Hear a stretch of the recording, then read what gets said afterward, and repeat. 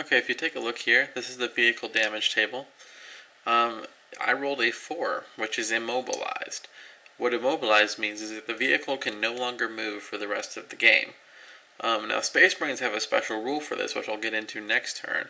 But basically, here's how it goes: is this is the penetrating table. If you get a penetrating hit like I just did, then you just roll on the table. If you get a glancing hit by tying the armor value, then you get -2 to the table. So if I rolled a 4, it would have become a 2, which is crew stunned. Crew stun means you can't move or shoot that the next turn. If I had an AP dash weapon, a weapon with no armor piercing, it subtracts 1 from my roll. If it's an open top vehicle, or if my armor piercing on the weapon is 1, then I would get +1 to the roll for each of those, and it would move my result up or down based on those. So I got a 4, which is immobilized.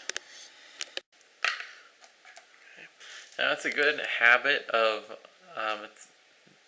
it's good to get in the habit of leaving out a turn counter. Right now it's turn 1, so I'll just put out a die with the 1 up, and every game turn, you'll just flip it up to the next number. In 5th edition, Warhammer 40k is 5 turns long, and then you roll to see if it ends on turn 5, and it can go from anywhere from 5 to 7 turns.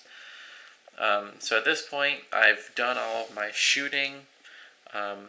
I moved, I shot everything, and I have nothing to assault. So it's going to go on into the Space Marines player's turn. Okay, now over here on the Space Marines turn, I'm going to do most of the moving and shooting and everything kind of sped up now that I've kind of gone over how it works. Well, right now this Rhino is immobilized, but the Space Marines Rhinos have a special rule where in the movement phase they can roll a d6, and on a roll of 6, it'll actually be repaired, because Rhinos are easy to fix. So they're going to try to do that, because if this Rhino gets stuck here and the guys have to disembark, they'll have to walk through some firepower they really don't want to. So they rolled a 1, so it's not repaired this turn. So they're going to go ahead and get out. This is what's called disembarking. Now if you look in the Rhino's profile, it says it has 3 access points on the 2 sides and the rear.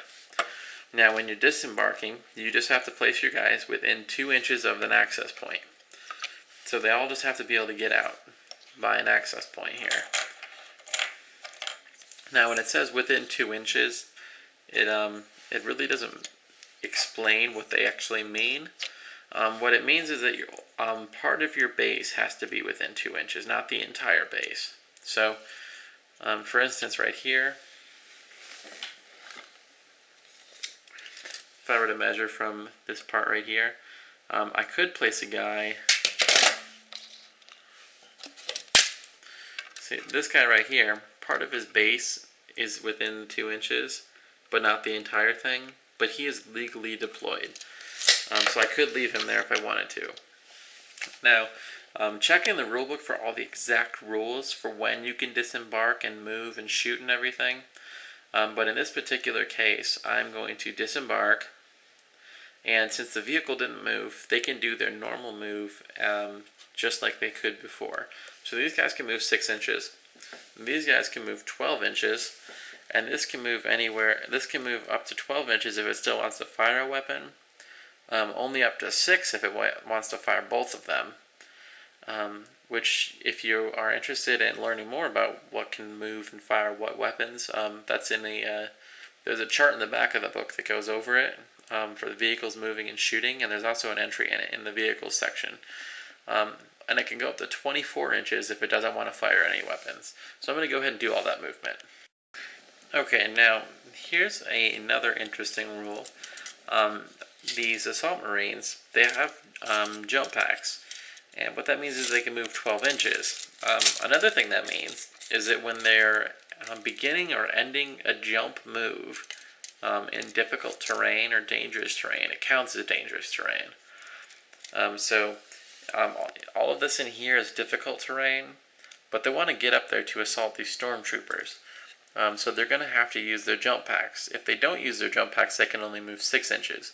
If they do, they can move 12. So they're going to jump right in there, right up next to these guys.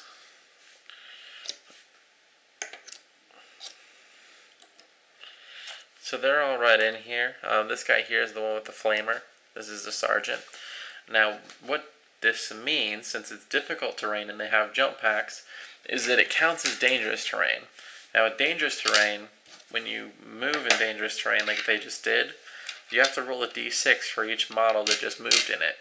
On a roll of 1, they lose a wound with no saves of any kind allowed. So here's the these 2 dice here are going to be for the normal 2 assault marines. Neither one of them rolled a 1, so they're fine. This is for the sergeant. The sergeant rolled a 3, so he's fine. And this is for the guy with the flamer. And the flamer rolled a 5, so he's fine. So none of them took any casualties. These guys moved up 6 inches, and this moved up 6 inches. So now I'm going to go ahead to the shooting phase. Okay, so I'm going to start off with this land speeder. It's going to be shooting into the side armor of those armored sentinels over there. And if you check from over here, you can see that, well, he can see the sentinels in the side over here, but they're blocked a lot by the ruins. What that means is that these sentinels are going to be getting a 4+ cover save. So after I roll to see if I hurt them, they get to make a roll to see if they ignore the hit altogether. So heavy bolters fire 36 inches, so I know I have range. I just checked line of sight, so now I'm going to go ahead and roll to hit. Space Marines in general have a ballistic skill of 4, so I only need a 3+. Here's my 6 dice, because remember it has 2 heavy bolters. So I failed 2 of those. Now I've got 4 dice here. Heavy bolters are strength 5. My side armor, since I'm hitting the sides of these sentinels, the side armor is 10, so I need a 5+. A 5 to glance it and a 6 to penetrate. Now I got 1 glancing hit here. And I'm going to go ahead and decide to put it on this guy right here. So he's going to take a glancing hit. A 5. And now remember it's glancing, so it's -2, so it's a 3. And a 3 on the table is weapon destroyed, so he loses his autocannon, which is his only weapon. So it's actually a pretty good damage effect on there. Now I'm going to go ahead and shoot the twin-linked heavy bolter from the Razorback into the same squad, because I can see part of their side armor there.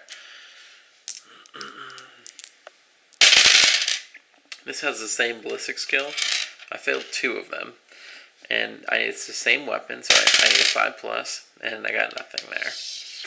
Now the Space Marines, they can't really do any good where they are, so they're going to go ahead and do what's called a run move.